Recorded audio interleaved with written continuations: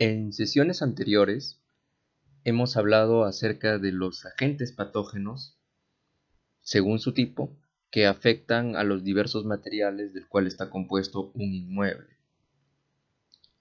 También hemos hablado acerca de los métodos para poder determinar patologías e identificarlas, como por ejemplo las guías de observación que nos permiten hacer uso de la técnica de la inspección ocular, que es muy importante antes de recurrir con pruebas con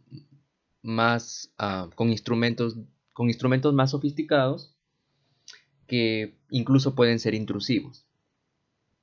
Bien, en esta sesión hablaremos acerca de las patologías que afectan al adobe y a la madera.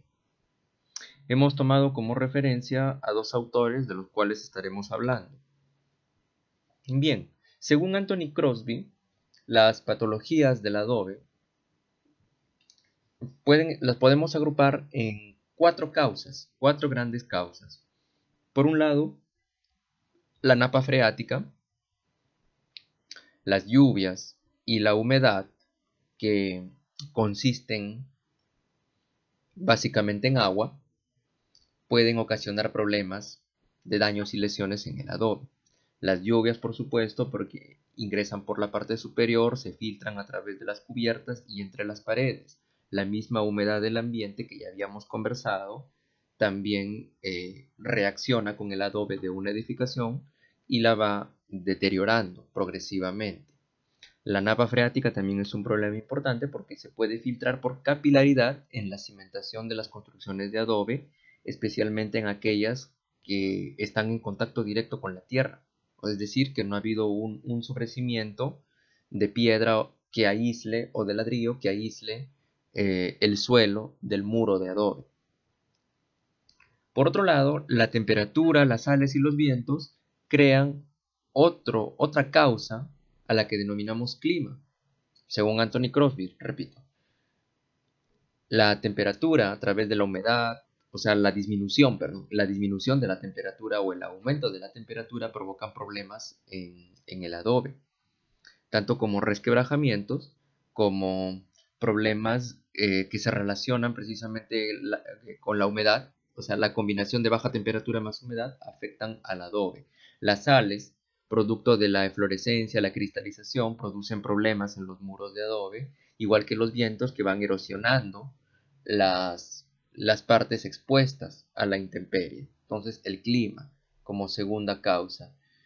El suelo como tercera causa está conformado por las cargas que se pueden dar a través del peso que resiste un muro. Ustedes saben que en el adobe los muros son portantes y debido a esto pueden haber asentamientos de fracciones de muros o asentamientos en su totalidad.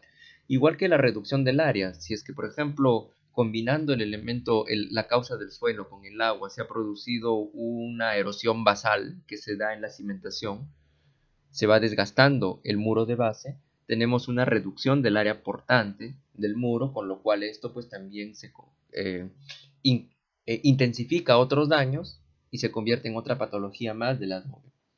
Las alimañas, que es un agente biológico del cual hemos hablado previamente, en este caso afectan a través de insectos que pueden hacer sus guaridas en la tierra o insectos que comen celulosa, como por ejemplo las termitas o los comegenes que anidan y que pueden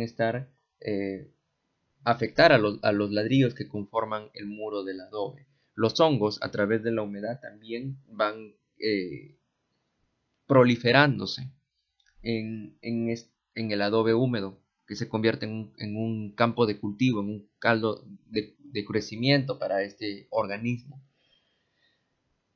Y finalmente los roedores. Estos son peligrosos también y afectan al adobe cuando comienzan a hacer sus madrigueras, al igual que las aves también.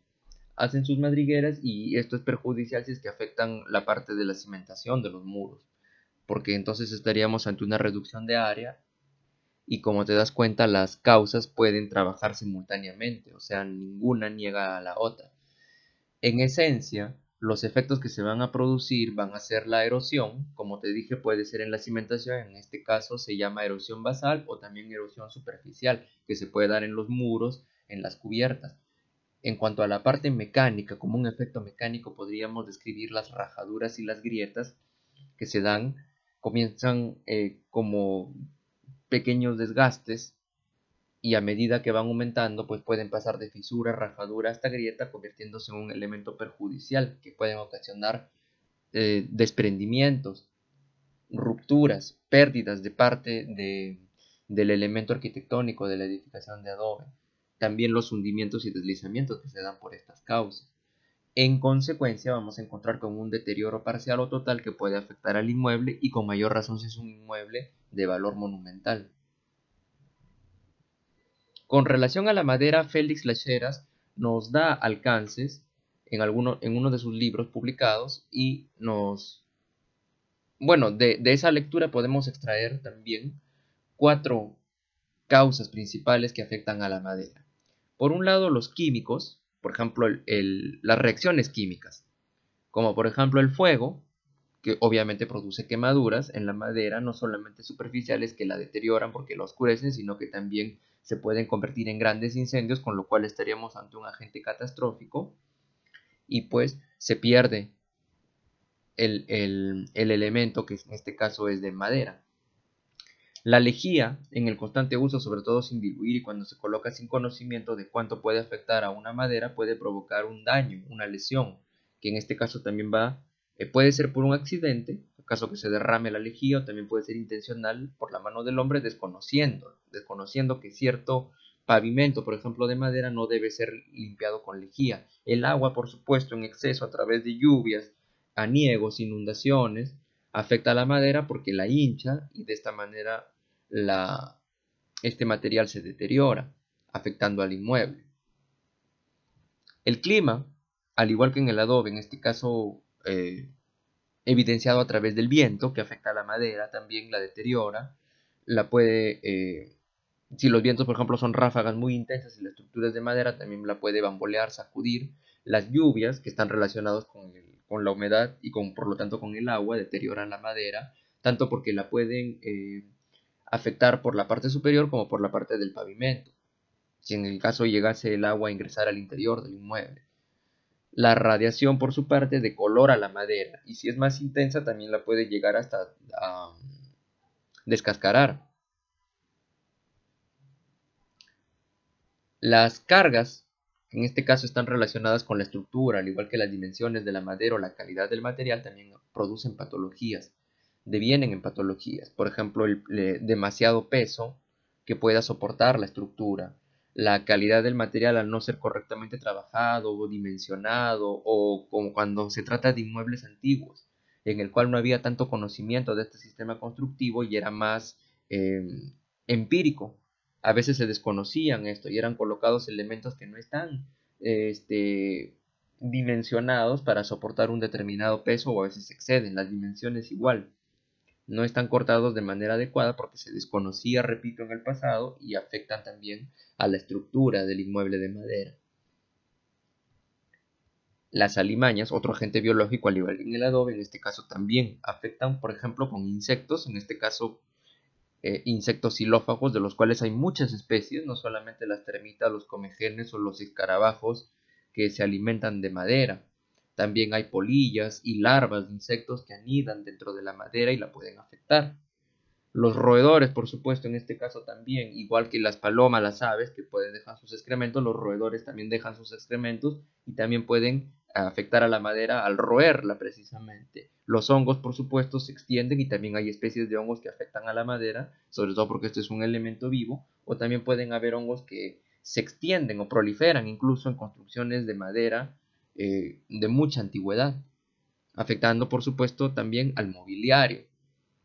Entre sus consecuencias, en 3 grandes grupos, vamos a encontrar las afecciones, entonces, que se dan a través de las infecciones por estas plagas, por ejemplo, orgánicas, o también ocasionan a mayor grado, con mayor gravedad, las pudriciones. Las deformaciones por problemas estructurales en combinación con otras causas pueden devenir en dislocaciones de un elemento estructural de madera, flexiones por supuesto y alabeos también de elementos estructurales como las vigas por ejemplo, o revirados. En cuanto a la parte mecánica, la estructura pierde resistencia por supuesto y se va deteriorando, igual que también hay una pérdida progresiva de rigidez. En consecuencia, al igual que en el adobe, pues nos encontramos ante un deterioro parcial o total con la posible pérdida, con la eminente pérdida del valor monumental que tiene este inmueble. Bien, en cuanto a los tratamientos, cómo trabajar en los tratamientos, por supuesto, los vamos a venir conversando posteriormente, ya que son procesos cuidadosos, dependiendo del material y además, como tú sabes, no podemos arriesgarnos o entrar directamente a intervenir la obra sin previamente haber hecho una investigación, una catalogación y una identificación de elementos y de patologías previa, como un estudio preliminar. Bien, nos quedamos aquí por esta sesión de hoy.